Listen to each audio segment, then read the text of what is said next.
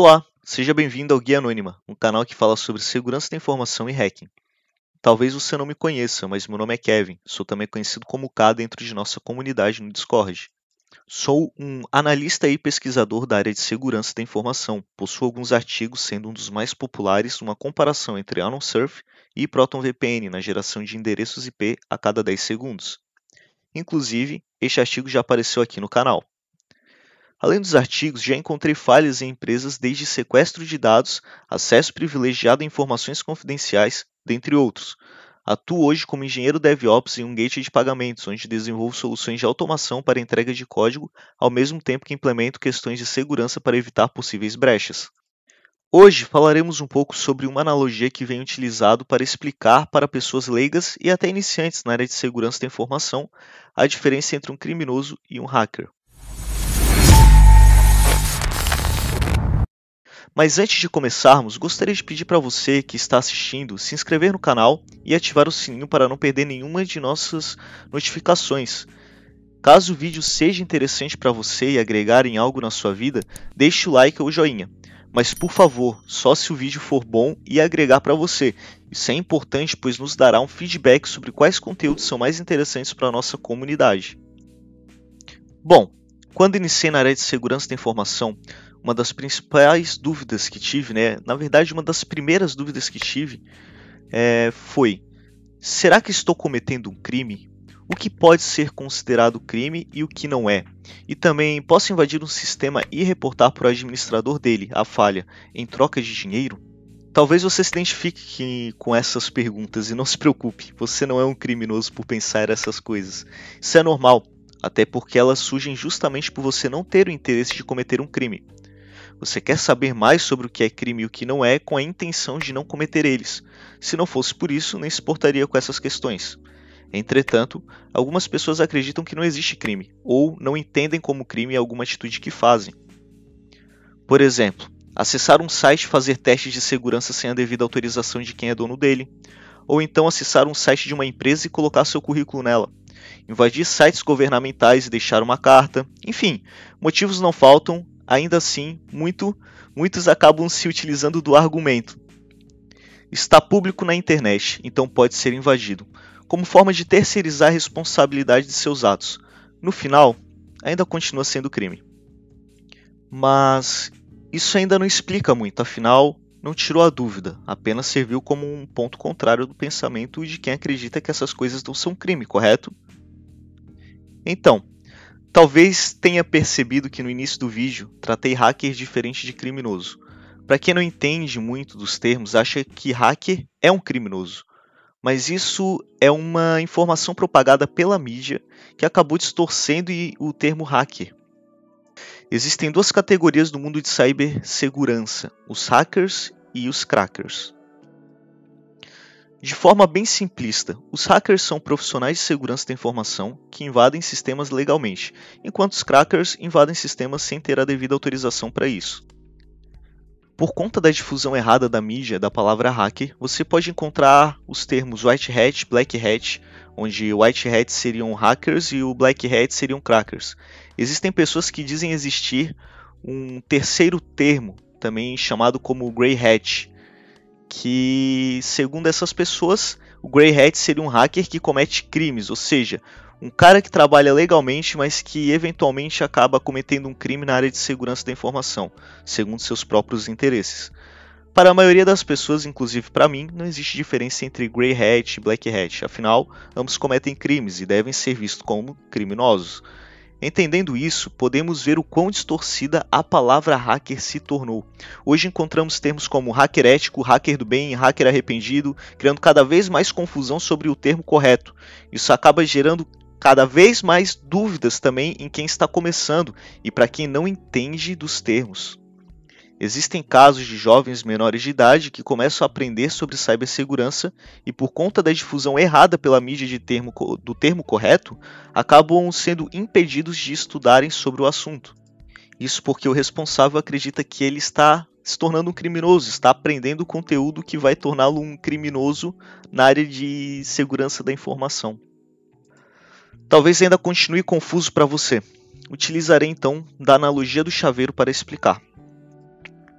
Imagine que você está em uma sala vazia junto com um chaveiro. Consegue imaginar? Não se preocupe, poderá ver essa situação no slide.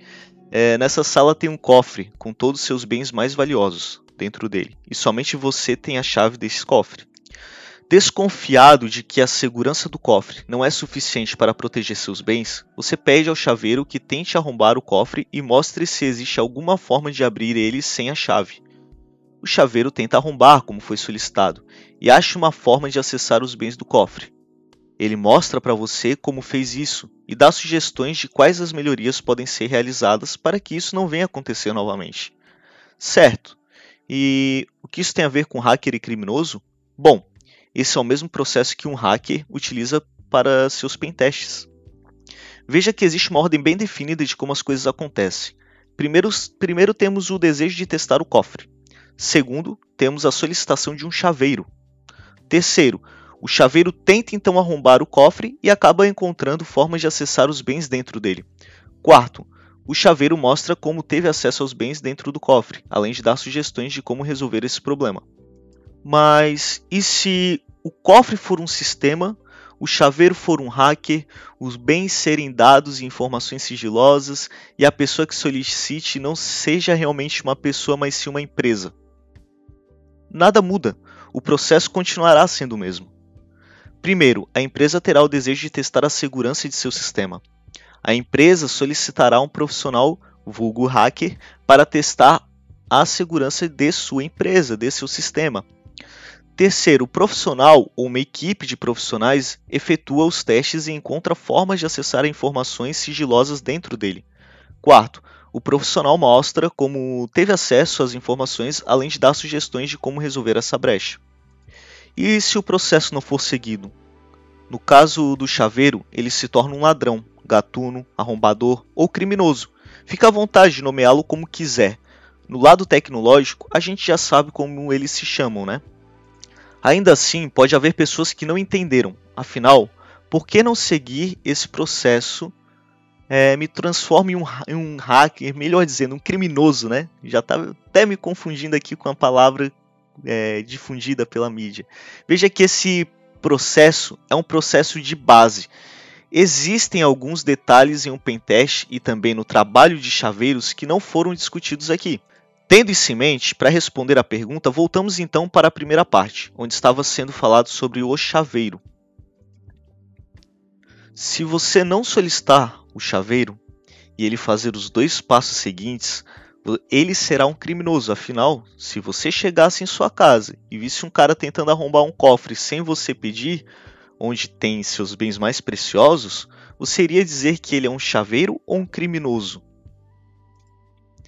Ou então, o chaveiro vê como abrir o cofre e pega algo dentro dele e leva embora, sem falar nada.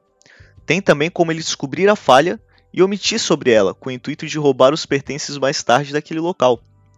Em um pentest temos também esses atributos, apenas troque a palavra de chaveiro para hacker, e etc. Da mesma forma que um chaveiro é um criminoso por realizar essas coisas, um hacker também se torna criminoso quando invade o sistema e pega alguma informação dentro dele, sem consentimento da empresa, Ou omite uma falha para depois explorá-la. Tem também o caso de invadir sem a permissão, que é a mais comum, inclusive. A pergunta que fica é a seguinte: se na analogia do chaveiro faz sentido ser crime tais atitudes, por que não faria sentido na área de segurança da informação elas também serem consideradas crime? Um grande questionamento, certo?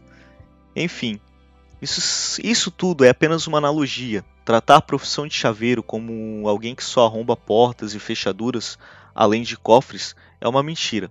Eles possuem funções que não vou mencionar aqui por não conhecer todos os papéis, funções e habilidades que a profissão exige.